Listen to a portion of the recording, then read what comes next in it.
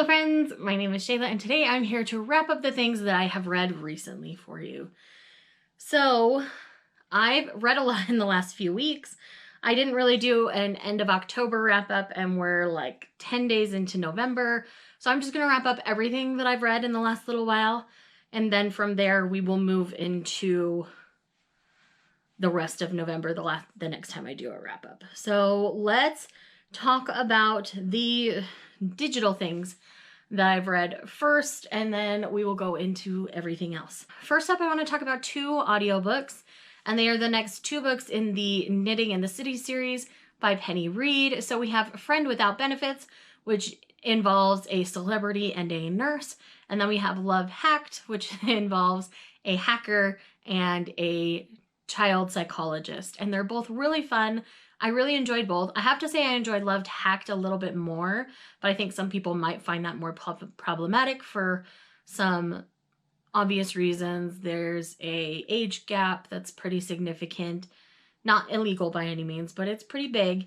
And then there's obviously some illegal hacking going on within that one. So I liked them both. Like I say, I prefer Love Hacked over Friend Without Benefits, just because some things in Friend Without Benefits felt really far-fetched to me. So I think that was my issue there. So I had those two audiobooks that I have read since I chatted with you last. So I thought I would let you guys know. All right. So next we have Open House by Ruby Lang. This was a really sweet British romance that involves like saving a community garden and a real estate person. So it was just really fun.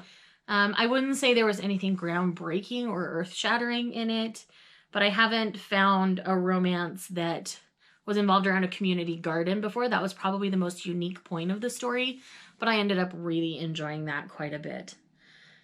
Another one that I read is Not the Girl You Marry. Sadly, I didn't really enjoy this one. I think trying to gender swap How to Lose a Guy in 10 Days didn't really work very well. I think it was more in the hands of that particular author.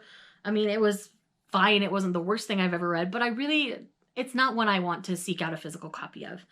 So I think on that front, I am just kind of okay. Next up, we have How Rory Thorne Destroyed the Multiverse. I found this book to be really intriguing and enjoyable. It's just kind of sassy. It definitely has that Hitchhiker's Guide to the Galaxy kind of feel about it. So if you liked Hitchhiker's Guide, I would definitely check out Rory Thorne. And this is one that I think I want to read it another time before I decide if I want a physical copy, just because this one is a little bit out there. And sometimes when it comes to sci-fi that feels British, I don't do as well.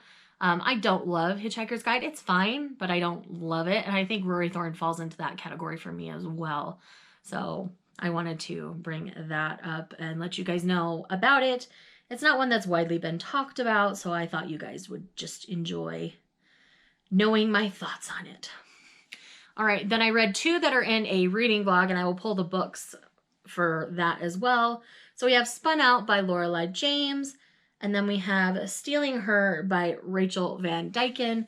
Those were both read in my most recent reading blog, so I will leave that linked for you. As well as this stack of goodies. I gave a really thorough wrap up at the end of that video, so definitely check that out. And you can get my full thoughts on all of these titles located in that video. We've got a couple more novels here, and then we've got some manga. So let's go ahead and dive into the novels first.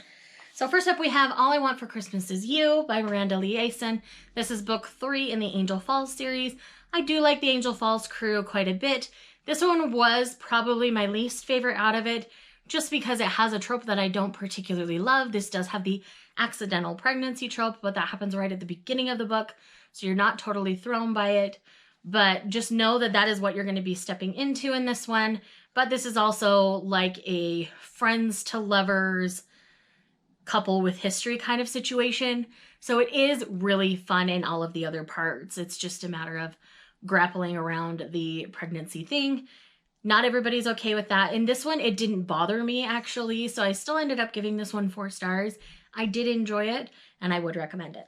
But just know, if you hate that trope, it is in there. Another one that has that trope that I didn't enjoy quite as much was A Cowboy for Christmas by Sarah Richardson. I do like Sarah Richardson's cowboy stories. This particular one, we're dealing with an older woman who's dealing with the grief of losing her husband, who ends up accidentally pregnant by her sometimes hookup.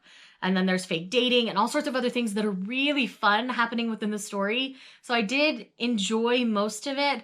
It just does have that trope. So you have to be one of those people that's just aware that the trope is there.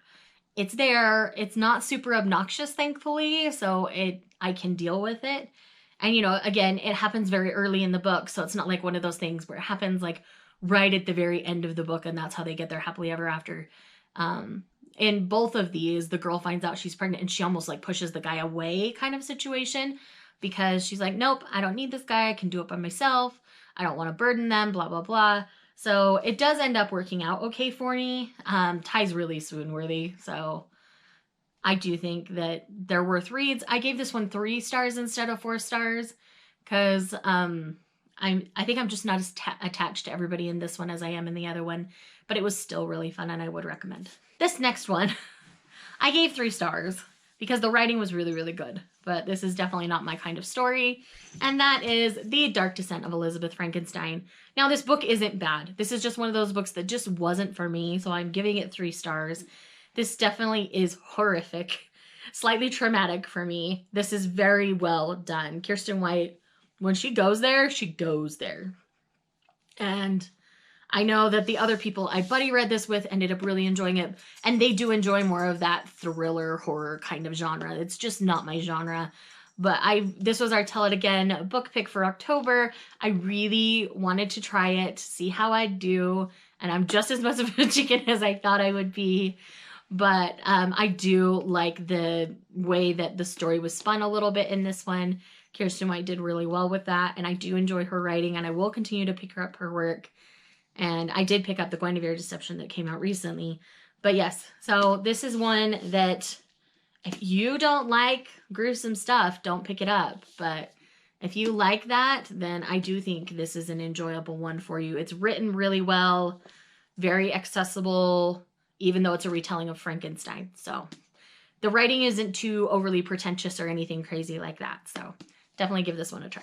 Next, we've got some manga that I've read. Let me pull up the correct app. All right, so let's just start at the top. These are going to basically be alphabetical as I look down. So I've got 1122 for a Happy Marriage. This is a new josei title that prominently features a cheating husband and a somewhat emotionally obtuse wife, and they're just kind of trying to navigate their relationship. She's wanting to fight for more in their relationship, but he's very committed to the person that he is cheating with. So there's that. I have mixed feelings about it because of cheating, and that's a trope that I don't always love, but I'm curious to see how the next volume goes. Guilty Volume 1, which again prominently features a cheating husband, and this is a cheating, lying husband who's cheating with the wife's supposed best friend, and it feels all sorts of icky, if I'm honest. So yeah, just know that that's a thing. Next up, we have Our Fake Marriage Volume 1. Now this one was really, really cute. It definitely has that fake dating, fake marriage trope, but this is between childhood friends, and the guy seems to have always had a thing for the girl, and she was always just kind of obtuse, I think is what it was. So it's one of those things where I'm really interested to see where it goes for that reason. And then we also have Our Precious Conversations, Volume 5, which you guys know that I love this series.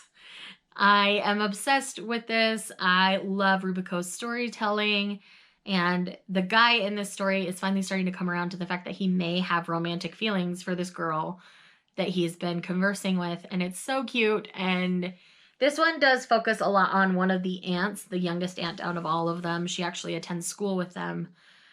And so it's this really interesting dynamic that it adds to the story, and I really, really liked it. And there was asking out on a date and cuteness, and yes, go read the series already. Okay. And then we have Vampire Dormitory. I don't know if I've really talked about this in a wrap-up yet. I've read both volumes that are out thus far. I really enjoy them both. This is a really funny series about a girl who cross-dresses as a boy a lot of the time, and she ends up stumbling across this vampire. And vampires are typically only attracted to the opposite sex to feed off of, but our main character is always repulsed by girls. And so it's a matter of he takes a sample of the blood kind of subconsciously and chooses her to be his, I forget what they use the terminology for, but basically his like person he feeds off of, because he's actually feeding off a human that way. And he doesn't know she's a girl, and they end up living in this dormitory, so she constantly has to hide who she is. But one of the other students finds out that it's a girl, not a boy. It's all sorts of convoluted, but it's really fun. This vampire loves all sorts of otaku things like magical girls and stuff. It's hilarious. I really, really love the series, so definitely check it out. And that is it for digital manga right now. Now on to physical mangas. So we've got Nicola Traveling Around the Demon's World Volume 1. This is adorable. So it's about this little girl who ends up stumbling into the demon world and is rescued by a little devil, I guess is what he technically is. And so he's kind of escorting her around the demon's world as she kind of learns and explores about it and touches little things in her wake. She's a little bit of a witch. She's got a little bit of magical power, but it seems to have some sort of delay on it, so it doesn't work properly all the time. And it's just really interesting, super duper cute. One thing about it that's a little unique is the art within is actually done with a brown color ink rather than a black ink, which I really enjoy. It gives it that softer tonal quality, and it's adorable. Highly recommend the series to anybody. Like, this is all ages, this is all genders, all sexualities, all of it. Like, anybody can read this and find enjoyment in it. It is just super cute. Next we have Shortcake Cake Volume 6, which I did enjoy more than Volume 5. But obviously this is the 6th volume in a series, so I'm not going to go into too many details. 10 continues to make good decisions, and I like where 10 is going with things. And I'm really interested to see where the rest of the story goes. Then we have Snow White with the Red Hair Volume 4. You guys know my obsession with this series. I continue to enjoy catching up with the anime, and there are always a couple little things that are a little bit different. Nothing like earth-shattering to the storyline or anything, but just little cute things. And so it is worth a read, even if you have watched the anime. So I do strongly suggest you guys pick up this series. Next, we have Volume 1 of Miss Kozumi Loves Ramen Noodles. So this is about this beautiful girl at school and how everybody notices her, but she has this obsession with ramen noodles, and she'll just like inhale chow down and things like that. And so this is about a classmate starting to notice her and starting to follow her around and go get ramen with her and try to befriend her. So it's really fun. It's really cute. So many pictures of just beautiful ramen. So if you're hungry, don't read it unless you're ready to like decide on what you're eating. But yes, this is definitely a manga that is a foodie manga, and it will make you hungry, so be forewarned. But it's amazing and super cute, and I really like it, and we'll be continuing on. And then last but not least in this wrap up is I have an entire 4-volume manga series. It's The Beasts of Abigail, or Abigail E. I'm not 100% sure how they say that. I wanted to just say Abigail.